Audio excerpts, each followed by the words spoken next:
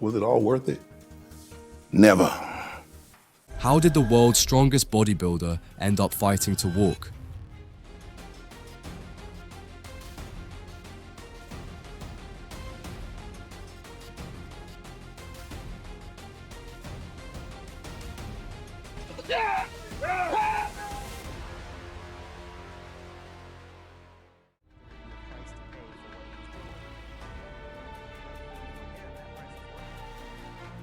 We'll cover his rise to 8 times Mr. Olympia, the injuries and surgeries that followed, and the lessons his story holds for athletes and fans. I looked at interviews, medical commentary, and Ronnie's own posts to tell this story. Ronnie Coleman was a force. He won Mr. Olympia 8 times. He trained harder than most. He loved heavy weights. He pushed his limits. That mindset made him a legend, but it also put a lot of stress on his body.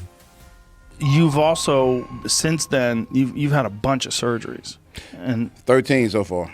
And what started that off? Well, I kind of hurt my back in high school when I was powerlifting, and then I hurt it again in college when I was playing football. Hurt my back and neck, and I did chiropractic for a long time.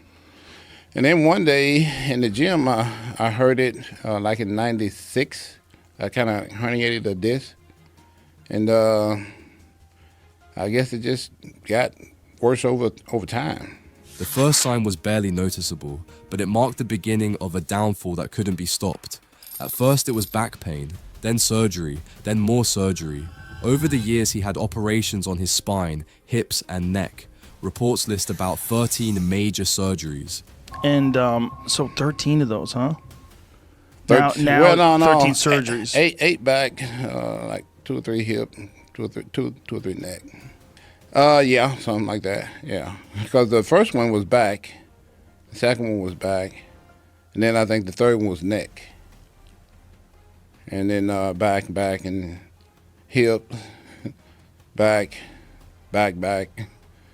hip. And what did you get done to your hips? You get your hips replaced? Yeah, both of them. Surgeries can help, but every operation has risks. Some procedures had complications. That meant more operations later. And I turned back over again. Pow! I'm like, did you hear that? She's like, yeah, I heard that again.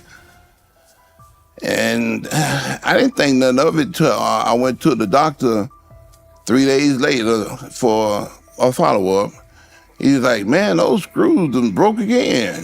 We got have you do another surgery. What? I'm like, that's what that was when that nurse had me to turn over. That was those screws breaking right out of surgery. That's malpractice. Well, we tried to sue, and they was like, well, we can't take this case. They gonna side with the doctor. They gonna say something like, you've been working out and all this kind of stuff. I done tried every lawyer here in Dallas, and nobody would take the case. The cycle became self-perpetuating. More pain, more surgery, more risk. That is how a champion's body slowly stopped working like it used to. Fans saw Ronnie train after operations. They admired that fire, but others worried he lifted too heavy, too soon. Again and again, he found himself torn between proving his strength and listening to the doctors urging restraint. But the hardest chapter was still ahead. The boy was hit with sepsis, and it nearly killed me. In recent years, Ronnie faced repeated setbacks. Doctors say his spine and joints were damaged by years of extreme training and multiple operations. Recently, he had a bloodstream infection called sepsis. It put him in hospital and needed urgent care. His family shared updates on social media. They asked for privacy and thanked fans. Doctors worked to find the infection source and stabilize him. Imagine 13 surgeries, chronic pain, and then a life-threatening infection. That is the reality Ronnie lives with. His fight is not on stage. It is to walk, to be comfortable, to live.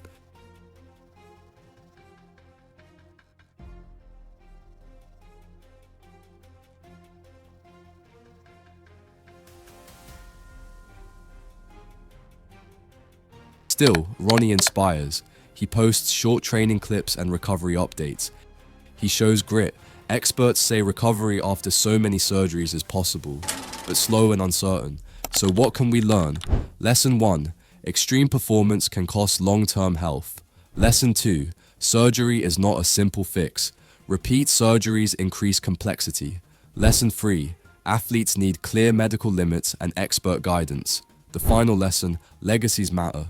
So does living well after the spotlight. Was it all worth it? Never.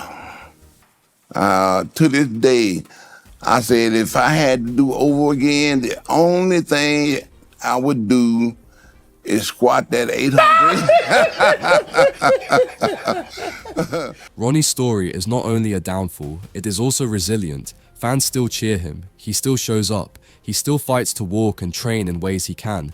The man who once squatted unbelievable weights now fights for small wins. It's inspiring that after all this, you still love working out. I mean, Yes. you can really tell. I mean, you enjoy it. Still a hobby.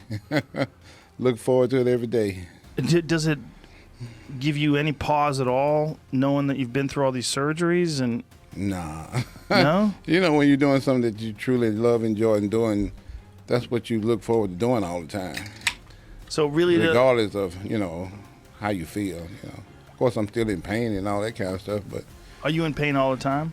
yeah, but as long as I'm doing what I love doing, I'm okay. If you take that away, then I probably won't be okay. If you enjoyed this video, you would enjoy this one about the first Mr. Olympian. If you're new here, hit subscribe for deep, fair stories and advice on sports and health. Ronnie gave the sport so much. He also paid a heavy price. We can honor him by learning and caring for our bodies.